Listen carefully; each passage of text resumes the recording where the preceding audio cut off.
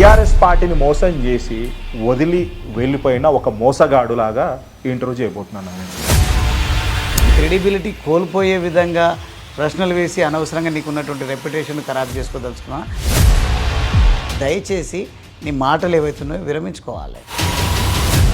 మోసగాడు ఏం మాటలు నువ్వు మాట్లాడుతున్నది? ఒక జర్నలిస్ట్ అన్నప్పుడు విలువలతో ఉండాలి. ఒక రాజకీయ నాయకుడు అంటే కూడా అదే విధంగా ఉండాలి. 10 సంవత్సరాలు మీరు ఎమ్మెల్యేగా అనుభవించారు కదన్నా. ఇప్పుడు ఒక సంవత్సరం కూడా ఉండలేకపోతున్నాం అంటే ఈ కారణం ఏంటిదన్నా? మనం ఇంకొక జెండాకి చేయగడతామా? మన రక్తంలో ఉందా? మరి ఎట్లా పోతాం అటు ఇటు? అదా నేను చేసే పని, చెప్పరాసి పని నేను చేసే పని. అన్న మీకు కేసీఆర్ గారే అల్టిమేట్, కేటీఆర్ గారు కాదు. నథింగ్. మరి బచ్చాగాడు ఆ మాటలు ఏం మాటలు అసలు? కేసీఆర్ కాదు కదా, ఇంకెవరికైనా భయపడే నైజం నాది కాదు. ఫ్లైఓవర్లతో ముఖ్యమంత్రి అవుతారా రోహిత్? నేను రౌడీలమ్మా మేము. ఎవరైనా జస్ట్ నథింగ్ ఫర్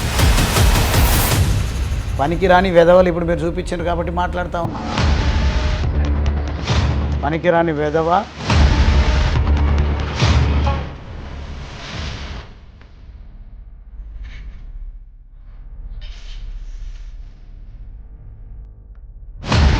అదే అంటున్నా కదా, ఇది నా స్టేటస్, నా కాన్స్టిట్యున్సీలో ఉన్న నా ఫాలోవర్ స్టేటస్. ఇది ఎవరు కుట్రదారులు ఎవరున్నారో మీరు చూడండి, మీరు వెతికి చూపిస్తున్నారు కదా. కవితమ్మ గారు కేసీఆర్ గారు కూతురు, ఆమె కూడా బయటకు వచ్చేసేసేది. కారణాలు ఏదై ఉండొచ్చు అన్న? ఒక సింపుల్ ఒక లైన్ చెప్పాలంటే కేటీఆర్ గారు నిజంగా వైఖరి మార్చుకోవాలి. అందుకే కేటీఆర్ గారి గ్రాఫ్ పెరగడం లేదు.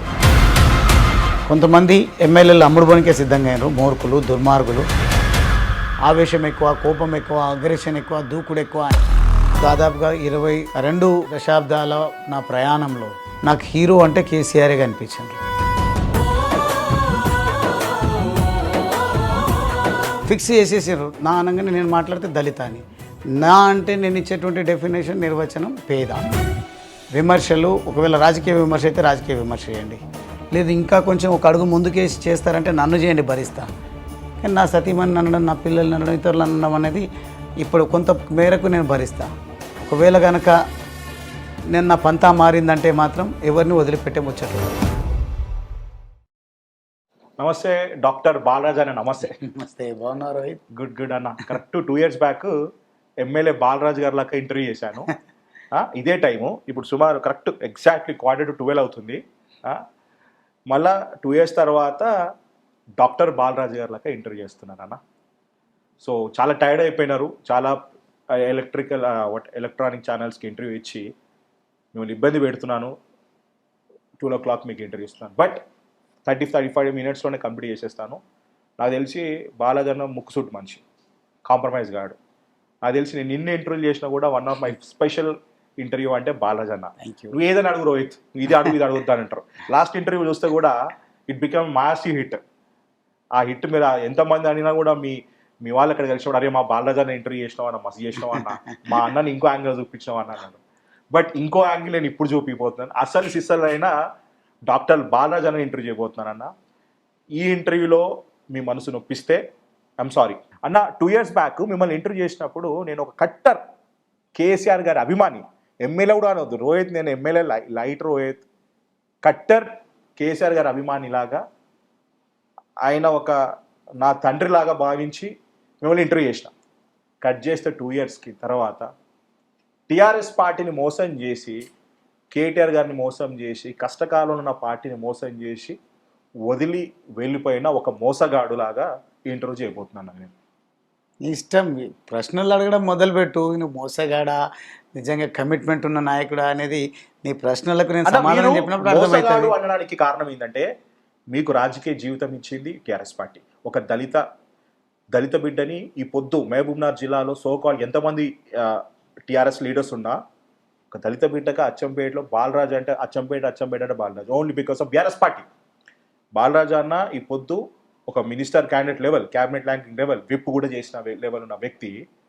ఆ పార్టీ 4 సార్లు టికెట్లు ఇచ్చి మిమ్మల్ని 2 సార్లు ఎమ్మెల్యేలు చేస్తే, ఒకసారి ఎంపీ టికెట్ ఇస్తే, ఓడిపోయి 1 year కూడా కాలేదు అప్పుడే పార్టీ విడిచిపెట్టుకోవడం. కష్టకాలంలో ఉన్న పార్టీకి మీరు తోడుగా ధైర్యంగా ఉండాలి. రాజకీయ లబ్ధి కోసము, మీ స్వార్థం కోసము, లేకపోతే కేసులు అనే భయం కోసము మీరు పార్టీ విడడంలో మీ క్రెడిబిలిటీ ఏముంటుందన్నా?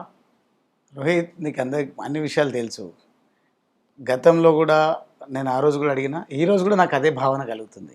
నిజంగా నిన్ను ఎవరైనా ప్రావోక్ చేసి నా దగ్గరికి పంపించిండ్రా, లేకుంటే వాళ్ళ ప్రశ్నలను నీ ప్రశ్నలుగా వేసి మాట్లాడుతున్నావా, లేదంటే నీ క్రెడిబిలిటీ కోల్పోయే విధంగా క్రెడిబిలిటీ కోల్పోయే విధంగా ప్రశ్నలు వేసి అనవసరంగా నీకు ఉన్నటువంటి రెప్యుటేషన్ ఖరాబ్ చేసుకోదలుచుకున్నా? నాకేం సంబంధం లేదు. నీ ప్రశ్నలకు, ఇతరులు సంధించినటువంటి, నీ ద్వారా సంధించేటువంటి ప్రశ్నలకు సమాధానం చెప్పడానికి నేను వెనుకడిగేసే ప్రసక్తే లేదు. కానీ దయచేసి నీ మాటలు ఏవైతున్నాయో విరమించుకోవాలి. మోసగాడు, ఏం మాటలు నువ్వు మాట్లాడుతున్నది? ఒక జర్నలిస్ట్ అన్నప్పుడు విలువలతో ఉండాలి. ఇష్టానుసారంగా ఒక రాజకీయ నాయకుడు అంటే కూడా అదే విధంగా ఉండాలి. ఉన్నప్పుడే పార్టీకి అంటి పెట్టుకుని ఉంటేనే బాలరాజు అన్నట్టు ఆయనే నికాసైన నాయకుల్లా కనపడతారు. కానీ మీరు మొన్నటి వరకు రాజకీయ నాయకుల్లాగా ఉన్నారు, కానీ ఇప్పుడు మీరు నాయకుల్లాగా ఉండలేకపోతున్నారన్న. ఏందన్నా పదవి కాంక్ష? ఏందన్నా సంవత్సరం ఉండలేకపోయినారన్న? ప్రజలు కొట్లాడితే ఏమవుతుందన్న? 10 సంవత్సరాలు మీరు ఎమ్మెల్యేగా అనుభవించారు కదన్న. కాన్స్టిట్యున్సీ మీదే అయిపోయింది, జిల్లా మీదే అయిపోయింది. మీకు ఇంతకుముందు చెప్పినట్టు టాప్ లీడర్స్లో మీరు కూడా ఒక లీడర్ కదన్న. ఇప్పుడు ఒక సంవత్సరం కూడా ఉండలేకపోతున్నాం అంటే ఈ కారణం ఏంటిదన్నా?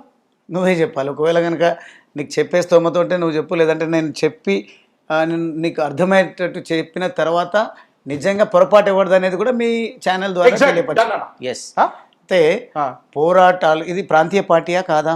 ఆబ్వియస్లీ ప్రాంతీయ పార్టీ. మరీ ముఖ్యంగా కేసీఆర్ గారి డైరెక్షన్లోనే నడిచే పార్టీ కదా ఇది. ఆబ్వియస్లీ పగ్గాలు మారేసరికి ప్రాబ్లమ్స్ వస్తూ ఉన్నాయి. బాలరాజ్ అన్నకి నటించడం రాదు, ఇది మాత్రం నేను ట్రస్ట్ మీ, నేను చాలా సందర్భంలో చూసినా. నేను ఎక్కడికైనా ముక్కుసుట్టు మనం అన్న, రైట్ అంటే రైట్. మీరు ఎంత ప్రేమిస్తారో అంత కోపాడతారు. కోపం ఉన్న చాడ నిజాయితీ ఉంటుంది, ప్రేమ ఉంటుంది. అది ఆ బిలీవ్ ఇన్ దట్ నా విషయంలో మాత్రం. మీ అంటే మీరు మీ అన్న ఒక్కొక్కరిది ఒక్కొక్క రూట్ అన్న. బాలరాజ్ అన్న అంతే అగ్రెసివ్ పొలిటీషియన్. సందర్భాన్ని బట్టి ముద్ర వేసిండ్రు అగ్రెసివ్ పాలిటీషియన్. నేను ఎంత సబ్మిసివో నాకు మాత్రం తెలుసు. నన్ను పూర్తి స్థాయిలో అవగతం చేసుకున్నటువంటి ప్రజలకు తెలుసు, యువతకు తెలుసు, మేధావులకు తెలుసు. ఇంతకుముందు కూడా స్టేట్మెంట్ ఏదో కలెక్టర్ గారికి ఐఏఎస్ కి మాట్లాడాలంటే కేటీఆర్ గారికి అదే చెప్తున్నా. నాకు ప్రజలు ఓట్లు వేస్తే గెలిపేస్తే నేను ఎమ్మెల్యే అయినా, ప్రభుత్వ విప్ అయినా, ఎమ్మెల్యే అయిన తర్వాత కూడా మంత్రి గారి దగ్గరికి వెళ్ళి కలెక్టర్కి ఫోన్ చేయించుకోవాలా? అంటే ఎమ్మెల్యే అయిన తర్వాత కూడా మంత్రి గారి ద్వారా సెక్రటరీకి ఫోన్ చేయించాలా? మా ప్రోటోకాల్ ముఖ్యమంత్రి కేసీఆర్ గారు ఎన్నిసార్లు చెప్పిండ్రు, చీఫ్ సెక్రటరీ కంటే ఎక్కువ ప్రోటోకాల్ ఉంటుంది అని. ముఖ్యమంత్రి కేసీఆర్ చెప్పడమే కాదు, రాజ్యాంగం ఇచ్చినటువంటి హక్కు అది. ఎన్నికైనటువంటి ప్రజాప్రతినిధులకు ఉన్నటువంటి ప్రివిలేజెస్, వాటిని పక్కన పెట్టి నా దగ్గరికి రావచ్చు కదా, నేను ఫోన్ చేసి చెప్తా కదా. వాళ్ళతో కొట్లాటలు ఎందుకు, పంచాయతీలు? రౌడీలమా మేము? మాకేమైనా నేర చరిత్ర ఉందా? లేకుంటే మేము స్వలాభాల కోసం వాళ్ళ దగ్గరికి పోయి పైరవీలు చేస్తున్నామా? నాకు అచ్చంపేట నియోజకవర్గంలో అచ్చంపేట లిఫ్ట్ ఇరిగేషన్ స్కీమ్ నేను ప్రాధేయపడి కొట్లాడి అల్లికి చివరికి నా సతీమణి నెల రోజుల పాటు నీళ్ళు ఫ్రూట్స్తో ఉంటూ ఉపవాసం ఉండి ఆ ప్రాజెక్టు రావాలని దేవుణ్ణి ప్రార్థించి రకరకాల ప్రయాసపడి మేము ఆ ప్రాజెక్టు సాధిస్తే ఆ ఫైల్ మూవ్ కావడానికి ఒకసారి ఈఎన్సీలో ఆగింది అంటారు, ఒకసారి సెక్రటరీ కావాలంటారు, ఒకసారి సిఈ గారు రావాలంటారు, ఒకసారి మనం అందరం పవర్ పాయింట్ ప్రజెంటేషన్ పెట్టుకుందామంటారు. ఇవి కాలయాపన చేసుకుంటూ పోతే నాకు ఇంకో టాస్క్ ఇచ్చిండు ముఖ్యమంత్రి. మంత్రి గారు ఒక మాట చెప్పిండ్రు, మీరేంది ఎమ్మెల్యేలు అట్లా వస్తుండ్రు అని ఈఎన్సీ మురళీధర్ రావు గారు మాట్లాడితే నేను గద్దించి మాట్లాడడం జరిగింది. తక్కువ అంచనా వేస్తున్నావా ఎమ్మెల్యేలు అంటే? దళిత సామాజిక వర్గానికి సంబంధించినటువంటి ట్రైబల్ కమ్యూనిటీస్కి సంబంధించినటువంటి ఎమ్మెల్యేలు అంటే లెక్కలేదా నీకు? అంటే కుర్చీలో లేచి నిలబడి నుంచి లేచి ఐఎమ్ వెరీ సారీ ఎమ్మెల్యే గారు, నా ఉద్దేశం అది కాదు, ముఖ్యమంత్రి గారు నాకు ఇంకో వేరే అర్జెన్సీ వారికి ఇచ్చిండ్రు, దానివల్ల లేట్ అవుతుంది. అట్లా ఒక్కరోజు కాదు, 2 రోజులు కాదు, సంవత్సరాల తరబడి మమ్మల్ని మేము ఏ లక్ష్యం కోసం అయితే ఎన్నికైనామో ఆ లక్ష్యం నెరవేరకుండా కాలయాపన అధికారులు చేస్తున్నారా, దురుద్దేశంతోనా ప్రభుత్వం చేస్తుందా? మాకు అధికార పార్టీలో ఉండి కూడా తెలియనటువంటి పరిస్థితుల్లో యుద్ధం చేసి పోరాటం చేసి సాధించుకున్నటువంటి project Achampet lift irrigation scheme. Umamaheshwara, అదేవిధంగా అక్కడ ఉన్నటువంటి మిగతా దేవుళ్ళ పేర్ల పైన రాయల్గండి, మద్దిమడుగు అంజన్న, అదేవిధంగా నిరంజన్ షావలి పేరిట మేము ప్రాజెక్టులకు పేర్లు నియామకం చేసి పేర్లను నిధులు కేటాయింపజేసుకొని ప్రాజెక్టు ఫౌండేషన్కి రమ్మంటే రాలేరు. ఓకే, అన్ని విధాలుగా ఎక్కడ చూసినా అలసత్వం. కాదన్న కాదన్న మీరు ఇంత ఫైట్ చేసి ఎప్పుడు నిత్యం ప్రజల్లో ఉండి మేడం గారు ఉదినమ్మ గారు కూడా పబ్లిక్లో ఉండే మీరు ఎందుకు ఓడిపోవడం జరిగింది? నేను ఇది ప్రజలకు తెలవాలి. ఇది మీరు కష్టపడేటోళ్ళు అగ్రెసివ్గా 2 సార్లు ఎమ్మెల్యే ఎందుకు ఓడిపోవడం? అంటే మీ వైఫల్యమా, లేకపోతే ప్రభుత్వం వైఫల్యమా, లేకపోతే ఏంటి రీజన్ ఏంటి? కేసీఆర్ గారి కోపంతోనా, లేకపోతే మీ మీద కోపంతోనా? ఒకటి యాంటీ ఇన్కంబరెన్సీ ఉంటుంది. రెండవది అలవిగాని హామీలు ఈ ప్రభుత్వం అధికారంలోకి రావడం కోసం ఇచ్చింది. మూడవది ఇచ్చిన హామీలను విస్మరించి ఇవ్వని హామీలపైన మేము ప్రభుత్వం ప్రత్యేకమైన దృష్టి సారించింది. నాలుగవది స్కీమ్ ఎప్పుడు లాంచ్ చేయాలనో ఆ టైంలో లాంచ్ చేయకుండా ఎలక్షన్ పాయింట్ ఆఫ్ వ్యూలో స్కీమ్స్ లాంచ్ చేస్తే అవి సరిగా వెళ్ళలేదు. ఇక చెప్పుకుంటూ పోతే 1,15,00,000 కారణాలు ఉన్నాయి. మా పైన కూడా మేము 10 సంవత్సరాల పాటు ఉన్నాం కాబట్టి అధికారంలో మా పైన కూడా కొంత యాంటీ ఇన్కంబరెన్సీ వచ్చి ఉండవచ్చు. ఇది ప్రజాస్వామ్య దేశం. కొన్నిసార్లు ప్రజలు ఎందుకు తిరస్కరిస్తారో కూడా తెలియనటువంటి పరిస్థితి. అదే మాదిరిగా మేము ఇచ్చినటువంటి హామీలు ముఖ్యమంత్రి గారు, మంత్రులు పదే పదే మీరు సిద్ధంగా అండి లిఫ్ట్ ఇరిగేషన్ స్కీమ్ ఫౌండేషన్ కోసమని నా ముందు అధికారులకు చెప్పడం, నాకు చెప్పడం, నేను గ్రౌండ్లోకి వెళ్ళి 100 సార్లు చెప్పడం, అది చివరికి ఫౌండేషన్ స్టోనే వేయలేకపోయినా నేను ప్రాజెక్టుకు నిధులు 1,650 కోట్ల రూపాయల నిధులు ఫేజ్ 1 కోసం, స్టేజ్ 1 కోసం నేను ప్రాజెక్టు కోసం నిధులు కేటాయింపు చేసుకొని బడ్జెట్లో అలొకేట్ చేయించినాం. అదేవిధంగా ఫేజ్ 2 కోసం పూర్తి స్థాయి ప్రణాళికలు సిద్ధమైనవి. కేవలము ఏజెన్సీ ఏరియా, ఫారెస్ట్ ఏరియా కాబట్టి, టైగర్ రిజర్వ్ ఫారెస్ట్ కాబట్టి అనుమతుల విషయంలో కొంత తాత్సారం అయింది. కానీ చివరికి వెంటబడి ఫారెస్ట్ అధికారులతో రకరకాల ప్రయాసపడి ఈ క్లియరెన్సెస్ అన్ని తెచ్చిన తర్వాత స్టేజ్ 2 కూడా అనౌన్స్ అయింది.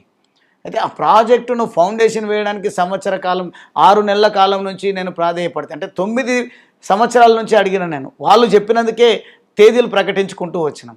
రాకపోగా చివరికి నేను పైలాన్ నిర్మించండి నేను వస్తున్నాను కేసీఆర్ గారు చెప్తే పైలాన్ నిర్మించినాం. పైలాన్ నిర్మించడానికి పూనుకున్నాం.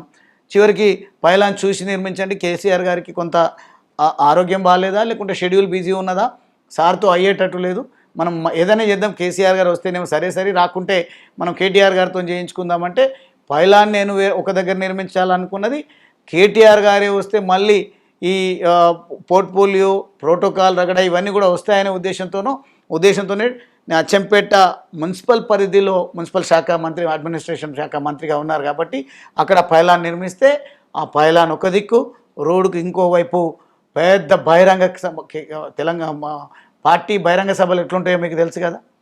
2 అచ్చంపేటకు ఎంటర్ కావాల్సిన ప్రతి ఒక్కరూ ఆ పైలాన్ దాటాలి, మేము వేసిన డయాస్ దాటాలి. అంటే 3 సార్లు ప్రోగ్రాం క్యాన్సిల్ చేశారు. ప్రజల్లో ఏం ఇంప్రెషన్ ఏర్పడ్డది? కాంగ్రెస్ వాళ్ళు ఏం దుష్ప్రచారం చేసిండ్రు? గువ్వల బాలరాజ్ అంటే గెలవడంట, గిట్టదంట, అందుకనే రావట్లేదంట.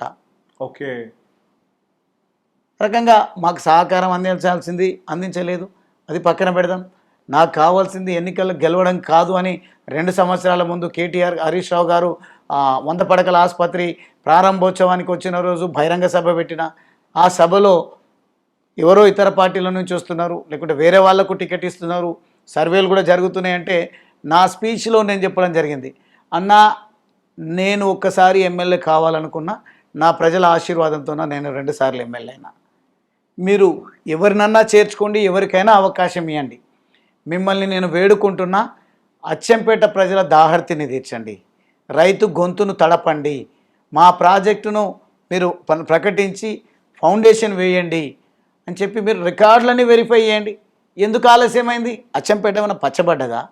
అచ్చంపేట ఏమైనా పుష్కలంగా వాటర్ ఉన్నాయా? నేను ఎమ్మెల్యే అయిన తర్వాతనే, అప్పుడు ఇంకా అంతకంటే 1 ఎకరాకు కూడా సాగునీరు రానటువంటి పరిస్థితి.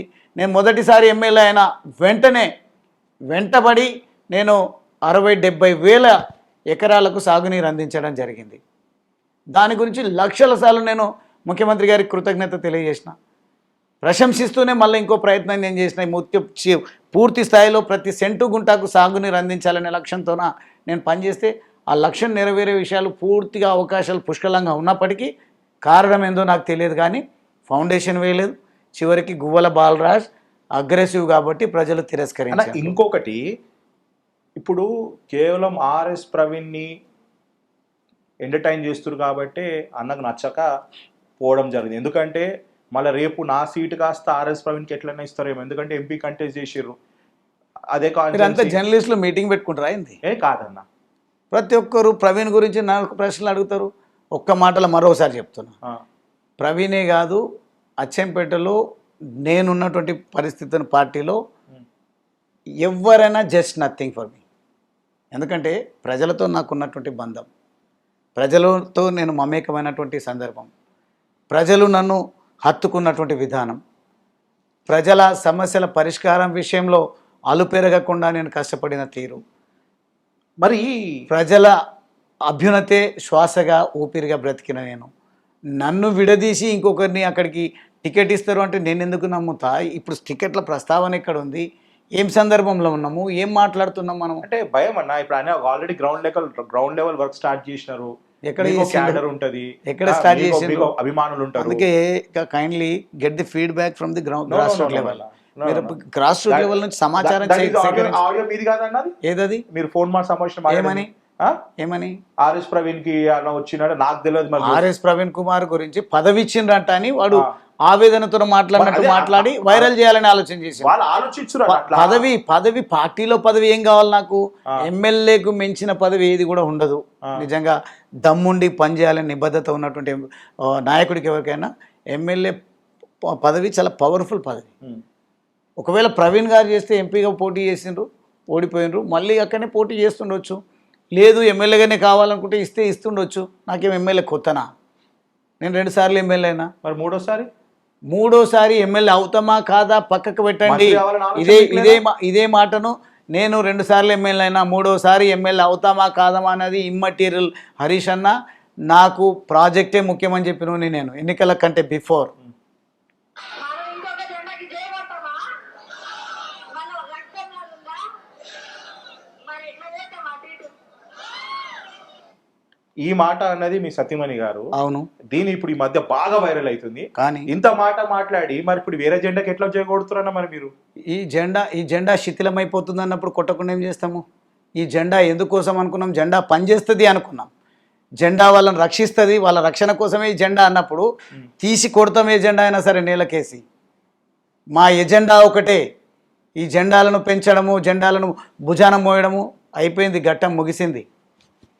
పేదల జెండానే ఎజెండాగా ఎవడైతే తీసుకుంటాడో అదే ఎజెండా గువ్వల బాలరాజ్ ఎజెండా, గువ్వల బాలరాజ్ సతీమణి ఎజెండా. మా సతీమణి రాజకీయాల్లో యావతం రావడం లేదు.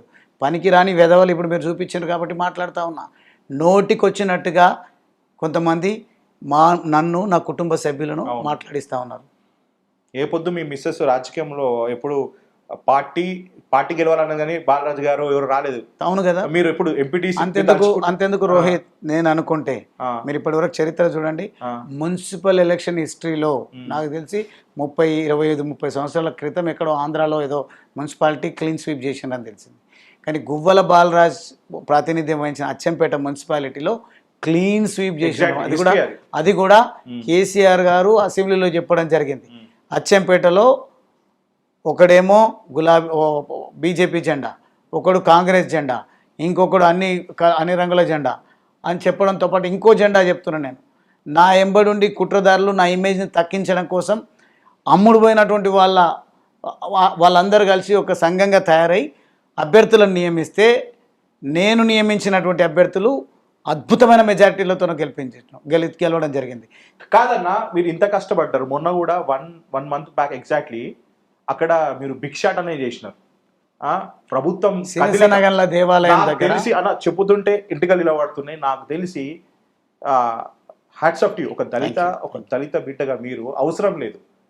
అందరు కాన్ఫరెన్స్ లో ఓడిపోయిన తర్వాత ఒక 50% ఆఫ్ పీపుల్ వాళ్ళు ఫామ్ హౌస్లోనో లేకపోతే ఇంట్లోనో హైదరాబాద్లో ఉన్నారు. కానీ మీరు మాత్రం ఆ వీడియో నేను చూసి ఇమ్మీడియట్ గా మీకు ఫోన్ చేసిన అన్న ఏందని దీనికి మీడియా కవరేజ్ లేదంటే, మీడియా ఎందుకు రోహిత్, నేను చేసే భిక్షాట్ అన్న ప్రభుత్వాన్ని కదిలిస్తే చాలు, వాళ్ళకి కదిలిస్తే చాలు అన్నారు. అది కేవలం మీరు టీఆర్ఎస్ జెండా మీద చేసినారు.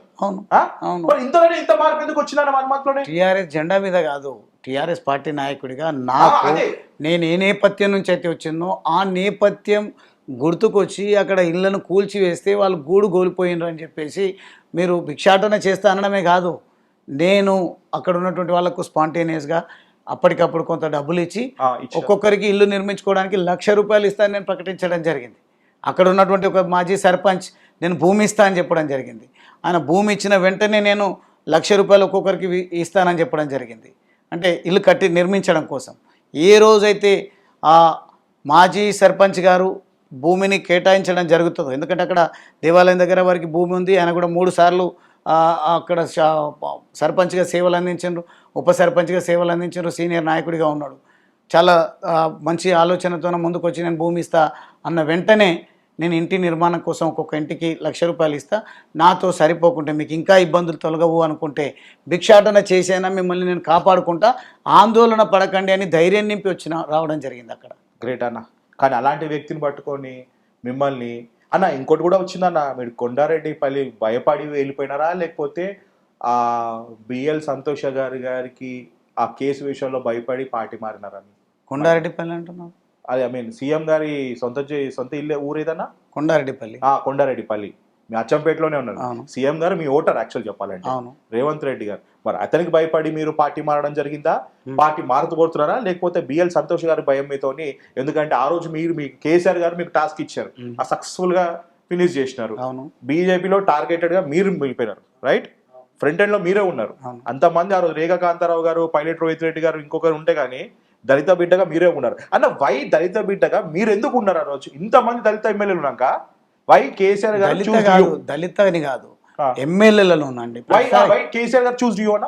ఇదే మాట ఎందుకు చెప్తున్నానంటే, నా పైన వారు విశ్వాసం ఉంచారు. ఒక నికార్సైన కార్యకర్త, తెలివి ఉన్నటువంటి యువకుడు, ధైర్యం ఉన్నటువంటి నాయకుడు, ఇతనికి ఇస్తే టాస్క్ పూర్తి చేసుకుని వస్తాడు మిగతా వాళ్ళు కాదా అని ఆలోచించి, అవునా కాదా నేను ఎందుకంటే నా విషయం చెప్తున్నా. ప్రతిదాన్ని నాకేం కర్మ పట్టింది? నాకు పని లేదా? పార్టీ ఇచ్చిన పనే. నాకు మునుగోడు ఎన్నికల్లో ప్రచారంలో నిమగ్నమై ఉన్నా. కేసీఆర్ గారు పిలిపిస్తేనే కేసీఆర్ గారి దగ్గరికి వచ్చి ప్రభుత్వాన్ని అస్థిరపరిచే ప్రయత్నం చేస్తున్నారు బాలరాజ్ అని 3 రోజుల పాటు స్టేజ్ వైజ్గా, ఫేజ్ వైజ్గా నాకు చెప్తూ వస్తూ ఉండి నన్ను ప్రిపేర్ చేస్తే, నేను నిజంగా కూడా బాధ్యత కలిగినటువంటి కార్యకర్తగా, నాయకుడిగా, శాసనసభ్యుడిగా మీరు ఏ టాస్క్ ఇచ్చినా నేను చేస్తాను అంటే నేను చెప్తా, ఇంకెవరికి చెప్పొద్దు అని. కొంతమంది ఎమ్మెల్యేలు అమ్ముడు పోనికే సిద్ధంగా అయినారు, మూర్ఖులు, దుర్మార్గులు. ఇంకా వాడకూడని భాషలో కూడా పాపం ఆవేదనలో ఉన్నారు. ఆ భాషలో కూడా వాళ్ళ ఎమ్మెల్యేలు అమ్ముడు పోవడానికి సిద్ధపడ్డ ఎమ్మెల్యేల గురించి మాట్లాడారు. అదేవిధంగా ఎవడో పనికిరాని వెధవ తెలంగాణను కొనడానికి వస్తున్నాడంట అని చెప్పేసి, కొనడానికి ఎవరు వచ్చినారో వాళ్ళ గురించి మాట్లాడాడు.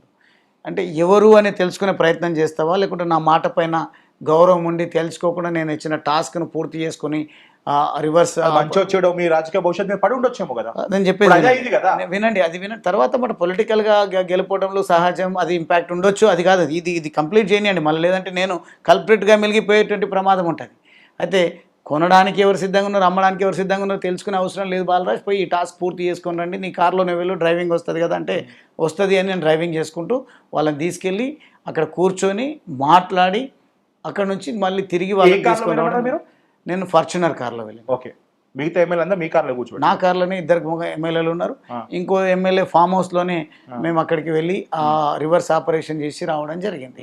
అయితే అక్కడ నా నిబద్ధతను ప్రజలు శంకించే విధంగా ఆ సునీల్ కనుగోలు గారా, రేవంత్ రెడ్డి గారా, కాంగ్రెస్ పార్టీయా, గువ్వల బాలరాజ్ పైన విమర్శ చేయడానికి ఒకటేమో వేసిండ్రు స్టాంప్. ఏదది? ఆవేశం ఎక్కువ, కోపం ఎక్కువ, అగ్రెషన్ ఎక్కువ, దూకుడు ఎక్కువ అని. వాళ్ళు అన్నంత మాత్రం నేను తగ్గించుకుంటాను కదా, దాని అర్థము నా ఆగ్రహం ధర్మాగ్రహం. నేను ప్రజల కోసం కొట్లాడతా. నేను లేదు నా ఆత్మగౌరవం దెబ్బతింటుంది అని అంటే సెల్ఫ్ రెస్పెక్ట్ కోసం ఎంత త్యాగానికైనా సిద్ధపడతా తప్ప ఆత్మగౌరవాన్ని తాకట్టు పెట్టే నైజం నాది కాదు. కాదన్న, ఇప్పుడు ఆ పార్టీ అధికారం రాలేదు.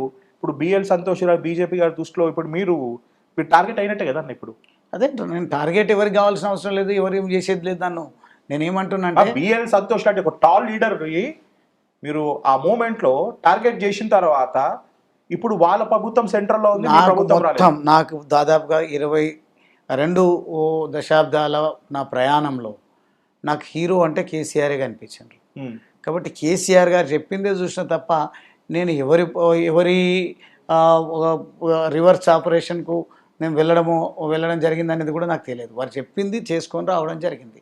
అక్కడ ఉన్నప్పుడు మీరు చాలామంది అడుగుతున్నారు, బిఎల్ సంతోష్ గారు నాతో బిఎల్ సంతోష్ గారు మాట్లాడలేదు. సంతోష్ గారి గురించి పేరు తీసిండ్రు, అక్కడ ఉన్నటువంటి వాళ్ళు సంతోష్ బిఎల్ సంతోష్ అంటే ఇప్పుడు ఉన్నటువంటి బీజేపీలో అన్న నిజంగా మీ బీజేపీ అప్పుడున్న బీజేపీ మీ ఒపీనియన్ ఏం చెప్పండి అన్న? అప్పుడున్న బీజేపీ పైన నాకైతే అనిపించింది ఏదో రకంగా చేసి మునుగోడు ఎన్నికలను అయితే గెలవాలనే ప్రణాళిక చేసినట్టుగా అయితే నాకు ఆ వాతావరణం అర్థమైంది. అంతే, బీజేపీని డెఫినెట్గా ఓడగొట్టాలనే ప్రయత్నంతో బద్నాం చేయాలనే ప్రయత్నంతోనే కాదు, బీజేపీ గెలవాలనే కొనుగోలు చేయాలని సిద్ధపడ్డట్టుగా అట్లా అర్థమైంది నాకు. ఓకే ఓకే దాని తర్వాత దాన్ని ఇది వాడుకొని ఇంకా మనం లబ్ధి పొందాలనేది కూడా బీఆర్ఎస్ చేస్తున్నట్టు ప్రయత్నం కూడా నాకు అర్థమైంది. అందుకే కొన్నదానికి ఎవరు సిద్ధపడ్డారు, అమ్ముడు పోవడానికి ఎవరు సిద్ధపడ్డారు అనేది నాకు తెలియదు. అది that was none of my business. కాబట్టి నేను నాకు ఇచ్చిన టాస్క్ వరకే చూసిన తప్ప మీ జిల్లా వాడి కాబట్టి మీ జిల్లాకు సంబంధించి అతనే ముఖ్యమంత్రి, మీ ఓటరే ముఖ్యమంత్రి అయినారు. తన గురించి రేవంత్ రెడ్డి గారి గురించి రేవంత్ రెడ్డి గారిని నిజంగా ఒక విషయంలో అయితే నేను ప్రశంసిస్తాను. ఒక అగ్రవర్ణంలో పుట్టి రెడ్డి సామాజికంలో వర్గంలో పుట్టి పూర్తి స్థాయి పోటీ ఉన్నా కూడా ఆ వర్గంలో నాకు తెలిసి వారు క్లెయిమ్ చేసుకుంటుండొచ్చు, నేను 2600 ఎకరాలకు నేను ఆసామిని భూస్వామిని, లేకుంటే మా తాత పోలీస్ పటేల్, మా నాన్న ఇంకో పటేల్, నేను ఇది పటేల్ అని చెప్పి ఉండొచ్చు. కానీ నాకు వాళ్ళ చరిత్ర మొత్తం తెలుసు. వాళ్ళకున్నట్టు ఆ సర్వే నంబరే మొత్తము 1500-2000 ఎకరాలు లేదు. వాళ్ళ ఊరు మొత్తం సర్వే నంబర్, ఆ జ్యూరిడిక్షన్ అంతా కూడా ఊరు పరిధి, ఊరు పొలాలు మొత్తం కలిపితే కూడా అన్ని ఎకరాలు కాదు. కానీ ఆయన గతంలో ప్రతిపక్షంలో నాయకుడిగా ఉన్నప్పుడు, పిసిసి ప్రెసిడెంట్గా ఉన్నప్పుడు ఎక్కడికి వెళ్ళినా నేను మా నాన్న పోలీస్ పటేల్, మా తాత పోలీస్ పటేల్, మా ఫ్యామిలీ రిచ్ ఫ్యామిలీ, మాకు 2600 ఎకరాలు ఉన్నాయి, అవన్నీ ఉట్టి మాటలు. కానీ పేదవాడు నిజంగా రెడ్డిలలో చూడాలంటే ఒక రకంగా పేద కుటుంబమే అది. గొప్ప విషయం ఏంటంటే కుటుంబం పేదదైనా లక్ష్యం గొప్పదంటలే. నేను లక్ష్యం ఎమ్మెల్యే కావాలని ముఖ్యమంత్రి కావాలనేది మాత్రం ఉన్నది. స్థాయి గొప్పది అది. ఆ స్థాయికి వచ్చిన తర్వాత కూడా నిజంగా అదే పద్ధతి అవలంబిస్తూ ఉన్నాడు. రెడ్డిలలో చాలామంది నిజంగా ఒక రకంగా రెడ్డి పోలరైజేషన్ కోసం వారు ప్రయత్నం చేసిండ్రు. నా నియోజకవర్గంలో నాకు సొంత అన్నాదమ్ముల్లాగా ఉన్న వాళ్ళు కూడా మా రెడ్డి ముఖ్యమంత్రి అవుతున్నాడు, లేదంటే మన ఊరు అతను ముఖ్యమంత్రి అవుతున్నాడు, ఏమనుకోదు, మాకు తప్పని పరిస్థితి అని నా ఆత్మమిత్రులు కూడా రేవంత్ రెడ్డి గారు నా కుడి ఎడమ భుజంగా ఉన్నటువంటి వాళ్ళు కూడా కొన్నిసార్లు ఎక్స్క్యూజ్ చేయండి అని మాట్లాడడం జరిగింది. కొన్నిసార్లు వాళ్ళు తోచిన విధంగా పనిచేసిన, కొన్నిసార్లు శక్తి ఉండి పనిచేయాల్సినటువంటి వాళ్ళు కూడా చేయలేకపోయారు. వాళ్ళది అది వేరు మాట. కానీ కొంతమంది దుర్మార్గులు అయితే నా వెంటనే తిరిగి నా ఎంబడే ఉండి అక్కడి నుంచి వచ్చినటువంటి డబ్బుల సంచులు తీసుకొని అప్పులు తీర్చుకొని, అదేవిధంగా ఇంకో పక్క నుంచి డబ్బులు వస్తే ఆ డబ్బులతోన జలసాలాడి కూర్చొని, ఆ కూర్చోవడమే కాకుండా ఒక బ్యాడ్ ప్రాపగండాను ప్రజల్లోకి తీసుకెళ్ళి ఈయన గువ్వల బాలరాజు గెలవడానికని సార్ రాలేడు, మనం ఎందుకు పని చేయాలి. ఎవరన్నా మరి ఎవరని వాళ్ళ పేర్లు మాట్లాడేంత స్థాయి కాదు. కానీ ఇప్పుడు మీరు కేటీఆర్ గారు, కవితమ్మ అయితే ఆ రకంగా జరిగింది. కానీ అటువంటి కుటుంబం నుంచి వచ్చి, ఒక పేదరికం నుంచి వచ్చి ఇతరులు పోల్చినప్పుడు ఆయన ఫైనాన్షియల్గా నథింగ్, కానీ ఇవన్నీ దాటుకుంటూ ముఖ్యమంత్రి కావడం అనేది నిజంగా నీకు నాకు చాలా మందికి ఒక ఇన్స్పిరేషన్. ఇంకొక మాట, డబ్బు ఉన్నోడే, పలుకుబడి ఉన్నోడే, నేపథ్యం ఉన్నోడే ఏమన్నా అవుతాడు అనేది కాదు. ఎవరైనా ఏమైనా కావచ్చు అనేది మాత్రం ఒక రకంగా నిరూపించిండు. ఈ సందర్భం నేను కూడా చెప్తాను, రేవంత్ రెడ్డి గారు ఎప్పుడు ప్రతిపక్షంలోనే ఉన్నాడు, అధికార పార్టీలు ఎప్పుడు లేడు. జెడ్పీటీసీ తప్ప అంటే ఒక చైర్మన్ కానీ క్యాబినెట్ ర్యాంకింగ్ కానీ ఎప్పుడు చేయలేదు. ఫస్ట్ టైం అనుకుంటా ప్రతిపక్షంలో ఉండి అధికార పార్టీ ఎన్ని ఆఫర్లు ఇచ్చినా పోకుండా ముఖ్యమంత్రి టార్గెట్ అని పెట్టుకున్నాడు. ఎలాంటి పొలిటికల్ బ్యాక్గ్రౌండ్ లేకున్నా, ఫైనాన్షియల్ బ్యాక్గ్రౌండ్ లేకున్నా అనుకున్నాడు. అది నేను అది అప్రిషియేట్ చేస్తున్నా అంటున్నా. మహబూబ్నగర్ జిల్లా కేసీఆర్ గారు అంటే వారి స్టేచర్కు వారి పోరాటానికి ముఖ్యమంత్రి అయినారు. ఇప్పుడు కేటీఆర్ గారు కావాలంటే ఈ రకమైనటువంటి పంతాన్ని ఎంచుకోవాలి. కాకపోతే అన్పార్లమెంటరీ మాట్లాడుకుంటూ వాళ్ళవి కానీ హామీలు ఇచ్చుకుంటూ రేవంత్ రెడ్డి గారితో పోల్చురా కేటీఆర్ని అంత పోల్చడం అని కాదు, కానీ ఎవరితో ఎవరిని పోల్చడం కాదు. కానీ రేవంత్ రెడ్డి గారి లాగా ముఖ్యమంత్రి కావాలనే లక్ష్యం ఉంటే ఉండొచ్చు మీకు. కానీ రేవంత్ రెడ్డి గారి లాగా రెచ్చగొట్టే ధోరణితోనా, దుర్మార్గాలు చేసే ధోరణితోనా, లేదంటే మూటలు మోసే పని చేసి ముఖ్యమంత్రికి అమ్మని చెప్పట్లేదు. మీకు గొప్ప అవకాశం ఉంది, మీకు క్యాలిబర్ ఉంది, మీకు చదువు ఉంది, తెలివితేటలు ఉన్నాయి, మంత్రిగా 10 సంవత్సరాలు చేసిన అనుభవం ఉంది, ముఖ్యమంత్రి పెద్ద లీడర్ కొడుకుగా మీకు ఒక అది ఉంది, లేదంటే మీరు బయట దేశాలలో అమెరికాలో ఉద్యోగం చేసి చదువుకొని వచ్చిన ఒక అడ్మినిస్ట్రేషన్ స్కిల్ ఉంది. ఇవన్నీ పక్కన పెట్టి నేనేదో నా లక్ష్యం నెరవేరట్లేదు అని నా పంతా నేను ఎంచుకొని పోతా ఉంటే ఆయనకు నాకు 1.5 ఇయర్ తేడా. ఆయన మొదటిసారి ఎమ్మెల్యే పోటీ చేసినప్పుడు నేను మొదటిసారి ఎంపీగా పోటీ చేసిన.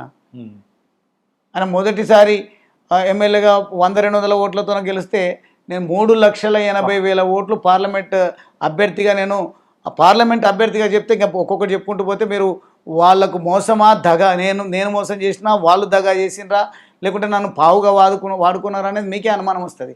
మొదటిసారి నేను 2009లో నాకు ఎమ్మెల్యే టికెట్ అనౌన్స్ చేసిన తర్వాత ఆల్ ఆఫ్ ఎ సడన్ 2-3 రోజులలోనే నన్ను ఎంపీగా ప్రకటించాను 2009లో. మాట ఏం చెప్పినట్టే, బాలరాజు నువ్వు బాగా మాట్లాడగలుగుతావు, నీ గలాన్ని పార్లమెంటులో విప్పాలి. కావాలని కాదు, ఎమ్మెల్యేగా నేను ఫోకస్డ్గా ఒక కాన్స్టిట్యున్సీకి ఇన్ఛార్జ్ ఉన్నా, నాకు టికెట్ వచ్చింది. గ్రౌండ్ ఆల్రెడీ వర్క్ చేసుకున్నారు, 2 సంవత్సరాల నుంచి పని చేసుకుంటూ ఉన్నాను. లాస్ట్ మినిట్లో పంపించారు, అప్పుడు కూడా నేను బాధపడలేదు. కానీ గెలుస్తాడా ఓడుతాడా? ఇప్పుడు చూడండి, నేను కాన్స్టిట్యున్సీలో రాజీనామా చేయగానే రేపు కాన్స్టిట్యున్సీకి హరీష్ రావు గారు వెళ్తారంట, ఇంకా 4-5 రోజులలో కేటీఆర్ గారు వెళ్తారంట, రేపేమో కొంతమంది మాజీ మంత్రులు వాళ్ళందరూ వెళ్తారంట, మీటింగ్ పెడతారంట. నేను ఎంపీగా నిలబడ్డప్పుడేమో ఏ ఒక్కడిని కూడా ఇన్ఛార్జ్గా నియమించలేదు. మేము మాత్రం డివిజన్ కార్పొరేషన్ గెలిపించడం కోసం ఒక్కొక్కరు 2 ఎంపీలు వెళ్ళినాం. అంతెందుకు మొన్న జరిగిన మునుగోడు ఎన్నికల్లో ఒక ఎంపీటీసీ పరిధికి ఒకరిని ఒక ఎమ్మెల్యేని ఇన్ఛార్జ్గా పెట్టి ఎలక్షన్ చేశారు. మళ్ళీ ఒక పేదవాడు, ఒక వలస కూలి బిడ్డ, చదువుకున్న యువకుడు ఎమ్మెల్యేగా గెలిచే అవకాశం ఉన్న నా మాట పైన ఎంపీగా పోటీ చేసిండు. ఒక ఇన్ఛార్జ్ని నియమిద్దాము, 1-2 బీఫామ్లు టీఆర్ఎస్ నుంచి కూడా ఇద్దాము అనకుండా 7 అసెంబ్లీ సెగ్మెంట్స్ ఉంటే 7కు 7 మొత్తం సైకిల్ గుర్తు తెలుగుదేశం పార్టీకి ఇచ్చిండ్రు. అయినప్పటికీ నేను అప్పుడు చేసినటువంటి ఉద్యమం ప్రజల్లో బాగా విస్తృతంగా వెళ్ళింది. ఒక వలస కూలి బిడ్డ పార్లమెంటులో అడుగిడబోతా ఉన్నాడు అనేది ప్రచారం జరిగింది. నాది వనపర్తి సొంతం, అక్కడ ప్రజలు హక్కున చేర్చుకున్నారు. కొల్లాపూర్ మేము కలిసి ఉంటాం, అక్కడ కూడా ప్రజలు హక్కున చేర్చుకున్నారు. నాగర్ కర్నూల్లో సమానమైన ఓట్లు వచ్చినాయి. అచ్చంపేటలో నేను పని చేస్తే రాములు గారు అప్పుడు ఓడిపోయి ఉన్నారు, నేను పనిచేసి గెలిపేయడం వల్ల పనిచేయడం వల్ల 7,000-8,000తో గెలిచాను. కానీ నాకు మాత్రం 1000 ఓట్ల మైనస్ వచ్చింది అచ్చంపేటలో, నా సొంత కాన్స్టిట్యున్సీలో. కారణం ఏంటంటే కూర్చున్న కొమ్మను నరుక్కునే నైజం కలిగినటువంటి నాయకులు ఉంటారు, పార్టీలు ఉంటాయి. తెలుగుదేశం పార్టీ, టీఆర్ఎస్ పార్టీ ఆ రోజు అవగాహనతో కాకుండా ఒకరినొకరు నరుక్కోవడం పైన దృష్టి కేంద్రీకరించారు. కాబట్టి అప్పుడు మేము ఓడిపోయినాం, చంద్రబాబు నాయుడు గారు ఓడిపోయినారు. అట్లా ఎంపీగా నిలబడ్డప్పుడు 31 సంవత్సరాల వయసులో ఒక కూలి కడుపులో పుట్టిన నాకు ఎక్కడ ఈకో సిస్టమ్ ఉంటుంది గెలవడానికి? పార్టీ హత్తుకోవాలి కదా. అదే మా జిల్లాలో 2 పార్లమెంట్లో, ఒక పార్లమెంట్ నుంచి కేసీఆర్ గారు పోటీ చేశారు. అక్కడ మొత్తం పార్టీ యంత్రాంగం అంతా దిగిపోయింది. ఎక్కడ ఏం డబ్బులు పెట్టాలి, ఎక్కడ ఎవరిని ఏం చేయాలి, కేసీఆర్ గారు. మేము కూడా అనుకున్నాం, నేను గెలవడం కూడా ముఖ్యం కాదు. నా దగ్గర కొంతమంది యూనివర్సిటీ పిల్లలు, చదువుకున్న యువకులు, నా మిత్రులు వస్తే నాదేముంది, కేసీఆర్ గారు గెలిస్తేనే పార్టీ నిలబడుతుంది, తెలంగాణ వస్తుంది, లేకుంటే నాయకుడే ఓడిపోయింది అంటారు అని చెప్పేసి నేను కూడా ఆ ఎన్నిక ఏం జరుగుతుందని దానిపైన దృష్టి సారించిన తప్ప ఇక్కడ కుట్ర జరుగుతున్న దాన్ని పసిగట్టలేకపోయినా.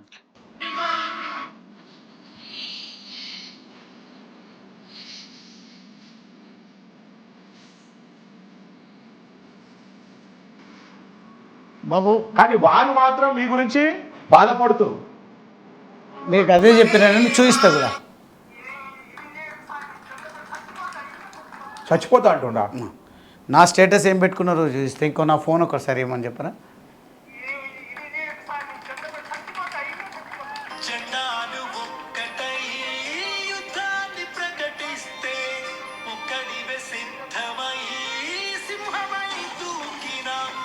కాదన్న, మరి ఆ పాటని మళ్ళీ మోసగాడు బాయి అంటున్నారు. అదే అంటున్నా కదా, ఇది నా స్టేటస్, నా కాన్స్టిట్యున్సీలో ఉన్న నా ఫాలోవర్ స్టేటస్ ఇది. మరి ఆ స్టేటస్ ఎవరిది? ఇది ఎవరు కుట్రదారులు ఎవరున్నారో మీరు చూడండి, మీరు వెతికి చూపిస్తున్నారు కదా. నికాస్ అయిన కార్యకర్త, నికాస్ అయిన ఎమ్మెల్యే, పార్టీ కోసం దేనికైనా సిద్ధంగా ఉండే వ్యక్తి, ఎక్స్ఎమ్మెల్యే, అచ్చంపేట ఎక్స్ఎమ్మెల్యే. అచ్చంపేట అంటే బాలరాజు గారు, బాలరాజు అంటే అచ్చంపేట లాగా ఒక పోరాడి ఒక క్రెడిబిలిటీ క్రియేట్ చేసుకున్న వ్యక్తి బాలరాజు గారు పార్టీ వీడడం జరిగింది. కవితమ్మ గారు కేసీఆర్ గారు కూతురు, ఆమె కూడా బయటకు వచ్చేసేసింది. కారణాలు ఏదైనా ఉండొచ్చు అన్న, ఒక సింపుల్ ఒక లైన్లో చెప్పాలంటే ప్రజలకి. ఇప్పుడు కారణాలు నేను చెప్పినా కదా, నా కారణం అయితే నేను చెప్పగలను. మరి కవితమ్మది? కవితమ్మ గారి కారణాలు మీరు కేటీఆర్ అంటున్నారు, కవితమ్మ కూడా కేటీఆర్ గారే అంటున్నారు. నేను కేటీఆర్ అనట్లేదు, నేను పార్టీ విధానం బాగలేదు అంటున్నా. పార్టీకి వర్కింగ్ ప్రెసిడెంట్ ఎట్లా అన్న? అదే అంటున్నా, పార్టీకి వర్కింగ్ ప్రెసిడెంట్గా కేటీఆర్ గారు ఉన్నారు, లేకుంటే ప్రధానమైనటువంటి నాయకుడు హరీష్ రావు గారిని చూడాలనుకుంటున్నారు. హరీష్ రావు గారు ఉన్నారు. అదే ఎవరిని చూసేస్తే కరమైంది. మాకు ఎప్పుడు వాళ్ళను వీళ్ళను ముఖ్యమంత్రులు చూడడమేనా? మా జాతులకు న్యాయం జరగాలనే దానికోసం. మీ జాతి ఇప్పుడు దళిత వ్యక్తిని నేను ముఖ్యమంత్రి చేస్తా అన్నప్పుడు కేసీఆర్ గారు, అప్పుడు మీరు ఎందుకు వాయిస్ రేజ్ చేయలేదు? ఒకటే నాకు తెలుసు కదా, చదువుకున్నా కదా. డాక్టరేట్ మీరు ఇండియన్ బిజినెస్ స్కూల్లో చదివినారు, రైట్? You completed. మీరు ఈ మూమెంట్ లో చెప్పాలి అంటే నిత్య విద్యార్థుడు అన్న మీరు. అంటే నేను ఎంతో మంది అంటే దళితులు అంటే తక్కువ వాళ్ళు, తక్కువ చదువుకున్న వాళ్ళు అనుకుంటారు, కానీ నేను అన్న I truly appreciate in this moment. ఇది నేను చెప్పాలో వద్దో కానీ ఈ మూమెంట్లో వచ్చింది అన్న. నేను చాలా మంది దళిత నాయకులు చూసినాను, వాళ్ళ స్టాప్ ఆడే ఉంటుంది. ఈ ఏజ్లో కూడా మీరు మొన్న యూజెస్ కంప్లీటెడ్ యువర్ డాక్టరేట్ అయినారు, మీరు ఇండియన్ స్కూల్స్ బిజినెస్ ఇండియన్ ఐబిఎస్లో చదివినారు. మీరు ఐఎస్బీలో చదువు అవసరమే లేదు. మీరు 2 సార్లు ఎమ్మెల్యేలు, నీ ఎంత కొడుకున్నాడు, మీరు సేవా కార్యక్రమాలు ఉన్నారు, కానీ అయినా మీరు చదువుకున్నారు. చూసినారన్న నిత్య అంటే లా గ్రేట్ క్రెడిబిలిటీ అన్నది. అదే అంటున్నా, మేము చదువుకున్నాము. తెలంగాణ తెచ్చిన నాయకుడు ఎంత కాదన్నా అవునన్నా వారికి ఆస్పిరేషన్ ఉంటుంది. వారికి లేకున్నా ఆయన పడ్డ కష్టానికి, లేకుంటే వారికి ఉన్న అనుభవానికి సాధించుకున్న తెలంగాణ సస్యశ్యామలం కావాలంటే అనుభవస్తుడే ఉండాలని మేము దళితుని ముఖ్యమంత్రిని చేస్తామని మాట్లాడినప్పటికీ, పార్టీ మాట్లాడినప్పటికీ, కేసీఆర్ గారు మాట్లాడినప్పటికీ యునానిమస్గా ఎల్పీలో టీఆర్ఎస్ ఎల్పీలో నిర్ణయం తీసుకొని మా నాయకుడిగా కేసీఆర్ గారే ఉంటారని మేమే ప్రతిపాదన పెట్టినా, మేమే చేస్తాం. దళితుడు మీరు కూడా చెప్పారన్నా, అందరం చెప్పినాము. అరే ఇప్పుడు దళితుడు ముఖ్యమంత్రి కావడం వల్లనో కేటీఆర్ ముఖ్యమంత్రి కావడం వల్లనో కాదు. ప్రజలకు ఎవరైతే సేవ చేయగలుగుతారో, ఎవరికైతే సమర్థత ఉందో, ఎవరైతే కేపబుల్, అందుకే అంటున్నాం కదా. అందుకే అంటున్నాం ఇప్పుడు కూడా అప్రిషియేట్ మేము కోరుకుంటున్నాం కేసీఆర్ గారే కావాలని. కానీ ఇప్పుడున్న పరిస్థితి ఏంది అని అంటే, కేసీఆర్ గారు ముఖ్యమంత్రి మళ్ళీ కావాలంటే ఏదైతే 60 సంవత్సరాల చిరకాల ఆకాంక్ష నెరవేర్చడం కోసం సబ్బండ వర్ణాలను ఏకం చేసి కేసీఆర్ గారి మార్గదర్శనంలో తెలంగాణ ఉద్యమ పోరాటాన్ని రచించి ముందుకు పోయినామో, అదే పద్ధతిలో ఇప్పుడు మళ్ళీ ఈ ప్రభుత్వ వైఫల్యాలను ఎండగడుతూ వీళ్ళ అరాచకాలను, దుర్మార్గాలను కట్టడి చేసి పేద ప్రజల ఆస్పిరేషన్స్ ఏవైతే ఉన్నాయో, వాళ్ళ లక్ష్యాలు ఏవైతే ఉన్నాయో, వాళ్ళకు తినడానికి తిండి, ఉండడానికి ఇల్లు, కట్టుకోవడానికి బట్ట, మినిమం అవసరాలు తీర్చడం కోసం మీరు ఇచ్చినటువంటి అలవిగాని హామీలే కాదు, కొంతనన్న నెరవేర్చండి అనే దానికోసం అడిగే నాతుడే లేకుండా పోతున్నాడు. అంటే మీరు ఇప్పుడు ఆ సమస్యల గురించి ప్రస్తావించకుండా ఈ ఘోష్ కమిషన్ ఇచ్చినటువంటి రిపోర్ట్ ఏంది, దాన్ని ఎట్లా మనం ఖండించాలి? లేదంటే ఇక్కడ ఏ లీడర్ బాగా మాట్లాడుతున్నాడు, ఆయన కంటే బాగా ఎట్లా మాట్లాడాలి, ఏ వేదిక, ఏ మీటింగ్ ఎవరెట్లా పెద్దగా చేసిండ్రు, దానికంటే గొప్పగా ఎట్లా నిర్మించాలి, వాటిపైన దృష్టి ఉన్నది. అదే నేను ఎంపీగా నిలబడ్డప్పుడు గువ్వల బాలరాజు ఎట్లా గెలవాలి, తెలంగాణ వాదాన్ని గట్టిగా పార్లమెంట్లో ఎట్లా వినిపించాలి అనేది కాకుండా ఈరోజు గువ్వల బాలరాజు పార్టీకి రిజైన్ చేసి పోయిండు అన్న వెంటనే పార్టీ పూర్తి స్థాయి దృష్టి కేంద్రీకరించి అచ్చంపేటలో సభ నిర్వహిస్తారు. ఓడో బచ్చగాడు చెప్తే మన వినుడు ఏంది, ఎప్పటికైనా టీఆర్ఎస్ ఉంటుంది, ముఖ్యమంత్రి కేసీఆర్ గారు అన్నట్టు మీకు రిప్లై కూడా ఇచ్చినారు. మరి ఇంకేందన్నా, మీకు ఇంకేందన్నా? రోహిత్, నేను ఇప్పుడు కూడా చెప్తున్నా, because I have regards for the party and leaders. కాబట్టి కేటీఆర్ గారు నిజంగా వైఖరి మార్చుకోవాలి. నన్నంటే అన్నాడేమో బచ్చాగాడని. కేసీఆర్ గారికి అంటే ఒక బ్రాండ్ ఉంది. కేసీఆర్ ఏం మాట్లాడినా యాక్సెప్టెడ్ ఒకప్పుడు. ఇప్పుడు కేసీఆర్ కూడా మాట్లాడితే యాక్సెప్ట్ చేస్తారని నేను అనుకోవట్లేదు. కానీ ఆ మాటల ద్వారా అవన్నీ కరెక్ట్ కాదు. కేసీఆర్ గారు కొన్ని సందర్భంలో ప్రజలను వాళ్ళు అటెన్షన్గా ఉండేటట్టు, ఎంగేజ్డ్గా ఉండేటట్టుగా కొన్ని చలోక్తులు విసిరేవారు, మాట్లాడేవారు. అవును, వాడు ఎవడో ఉండే అని ఫేమస్ నాయకుడిని కూడా, ఫేమస్ సెలబ్రిటీలను సైతం వాడు ఎవడో ఉండే తెలియక కాదు, వారు ప్రజలను ఆకర్షించే విధంగా మాట్లాడిండు. వారు మాట్లాడినాము. కేటీఆర్ గారు ఏమంటారు, మోడీ, బోడీ, ఈడీ ఇవన్నీ మాట్లాడుకోవడమైంది. నన్ను గువ్వల బాలరాజు బచ్చాగాడు అని పర్వాలేదు, నేను బచ్చానే అనుకుందాము. కానీ అందుకే కేటీఆర్ గారి గ్రాఫ్ పెరగడం లేదు. కేటీఆర్ గారు ఒక చదువుకున్న యువకుడు, మంచి నైపుణ్యం ఉంది, తెలివితేటలు ఉన్నాయి. కానీ దేంట్లో పోటీ పడాలి, పనిలో పోటీ పడాలి, ప్రజలను మెప్పించే విషయంలో పోటీ పడాలి, ప్రజా సమస్యలు పరిష్కరించడంలో పోటీ పడాలి. కానీ బూతు పురాణాలతోనే పోటీ పడడం, ముఖ్యమంత్రి ఇట్లా మాట్లాడినట్టే ముఖ్యమంత్రి నేను కూడా ఇష్టం వచ్చినట్టు మాట్లాడతా. అంతెందుకు అసెంబ్లీ సాక్ష్యం, మేము ముఖ్యమంత్రియే. ఎప్పుడైనా కేసీఆర్ని ఎవరైనా మాట్లాడితే మేము ఎవరిని వదిలిపెట్టే వాళ్ళం కాదు. అసెంబ్లీలో ఒంటి కాలు పైన లేసే వాళ్ళం. అసెంబ్లీలో ఇప్పుడు అసెంబ్లీలో Revanth is my best friend అంట. అది అనొచ్చా? చదువుకున్న యువకుడు ముఖ్యమంత్రి గారు అని మాట్లాడాలి. రేవంత్ నాకు ఎప్పటి నుంచి ఫ్రెండ్ రేవంత్ అట్లే మాట్లాడతాడు. మీరు ఆ చెడ్డీ దోస్తే ఓవైసీ అంటాడు. ఈయన ఉన్నది అచ్చంపేటలో, వనపర్తిలో, అక్కడక్కడ చదువుకున్నాడు. చెడ్డీ దోశ ఎప్పుడవుతాడు? అదే గ్రామంలో అదే ఊర్లో పెరిగితే వస్తాడు. ఏది పడితే అది, ఒకవేళ మల్కాజ్గిరి వస్తే నాది మల్కాజ్గిరి అంటాడు, లేదంటే కొడంగల్ పోతే నాకు మొత్తం కొడంగల్ నాదే అంటాడు. ఎక్కడికి పోతే అక్కడ మాట్లాడము, ఏ ఎండకా గొడుగు పట్టడము, ఈ రకంగా ఆయన మాట్లాడుతుంటే ఆయన దారిలోనే ఈయన ప్రయాణిస్తున్నాడు. ఒకసారి రెచ్చగొట్టే మాటలతోనా, పనికిరాని మాటలతోనా రేవంత్ ముఖ్యమంత్రి అయ్యిండేమో పర్వాలేదు.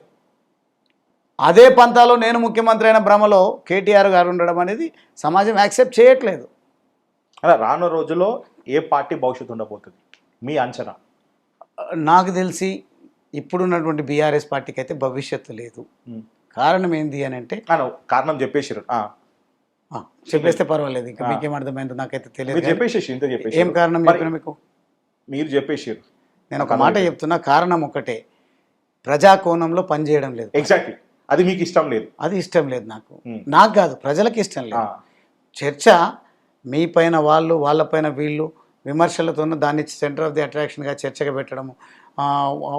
ఘోష్ కమిషన్ ఇచ్చినటువంటి రిపోర్ట్నేమో ముఖ్యమంత్రి గారు ఇక్కడ చదువుతారు, దాన్ని కండెమ్ చేస్తూ ఖండిస్తూ, బీఆర్ఎస్ పార్టీ ఏమో వారి పార్టీ ఆఫీసులలో పెద్ద పెద్ద స్క్రీన్స్ పెట్టి, పెద్ద పెద్ద ప్రొజెక్టర్స్ పెట్టి మేము ఏమీ తప్పు చేయలేదని వారు మాట్లాడతారు. మరో పక్కనేమో ఈ ప్రాజెక్టును కూలిస్తేనే ఓట్లు పడతాయని కుట్ర చేసిండ్రని ఇంకో మాట మాట్లాడతారు. అవన్నీ ఒక విషయం. అసెంబ్లీలో చర్చిద్దామని అంటున్నాడు ముఖ్యమంత్రి. చర్చించండి, అయిపోతుంది. కానీ నేను ఒకటే చెప్తున్నా, అసెంబ్లీలో చర్చ జరగాల్సింది వీళ్ళు చేసినటువంటి నేరాలు ఘోరాలపైన కాదు. వీళ్ళు చేసినటువంటి నేరాలు ఘోరాలపైన కమిషన్లు వేస్తారు, కమిటీలు వేస్తారు, సిబిఐ ఎంక్వైరీ చేస్తారు, సిట్ వేస్తారు, లేదంటే ఇంకో పోలీసు వాళ్ళకి అప్పగిస్తారు. రకరకాలుగా ఏది ఉంటే దానికి డిపార్ట్మెంట్లకు బాధ్యత ఉంటుంది, వాళ్ళకి అప్పచెప్పాలి. వచ్చినటువంటి రిపోర్ట్లను ప్రభుత్వం ఏ నిర్ణయం తీసుకోవాలి, ప్రభుత్వ పరిధి అయితే ప్రభుత్వము, లేదంటే కోర్టు పరిధిలో ఉంటే కోర్టు చూసుకుంటుంది తప్ప అదే చర్చను మొత్తం సమాజం పైన రుద్దడం వల్ల ప్రజా సమస్యల చర్చ జరగడం లేదు అని అంటున్నాను నేను. ఆ లైన్ తీసుకున్నప్పుడే ఎవరైనా అధికారంలోకి రావడం జరుగుతుంది తప్ప ఇప్పుడున్న పరిస్థితుల్లో ఒక పార్టీ అధికారంలోకి వస్తుందని చెప్పే పరిస్థితి అయితే లేదు. ఓకే, బట్ ఎనీవేస్ అన్న, I respect you always. And super people అన్న, ఒక దళిత నాయకుడు అనకన్నా బాలరాజ్ గారు ఒక మాస్ లీడర్ అనేది మాత్రం మీరు క్రియేట్ చేసుకున్నారన్న. ఇప్పుడు దళిత అగ్రకులం కాదన్న, ప్రజలకి నిత్యం ఎవరు సర్వీస్ చేస్తారో వాళ్ళే మాస్ లీడర్ అన్న, వాళ్ళే. అందుకే నేను ఇచ్చేటువంటి డెఫినేషన్ కూడా ప్రతి సందర్భంలో నా అనగానే ఒక అర్థమైపోయింది. అందరు నా అనగానే ఒక ఫిక్స్ చేసేసారు. నా అనగానే నేను మాట్లాడితే దళిత అని. నా అంటే నేను ఇచ్చేటువంటి డెఫినేషన్, నిర్వచనం పేద. అది ఏ కులమైనా ఉండని, అగ్రవర్ణాల్లో కూడా పేదరికం లేదా? ఉన్నది చాలా. అదే నా లైన్. ఆ లైన్ నుంచి, ఆ స్థితి నుంచి నా కెపాసిటీలో వాళ్ళ జీవన శైలిలో కొంత గొప్ప మార్పు తీసుకురావడం కోసం ఏ పార్టీలు అయితే ఆ దిశగా ఆలోచన చేస్తాయో ఆ పార్టీలలో కలిసి పనిచేయడానికి నేను సిద్ధంగా. All the best for your future అన్న.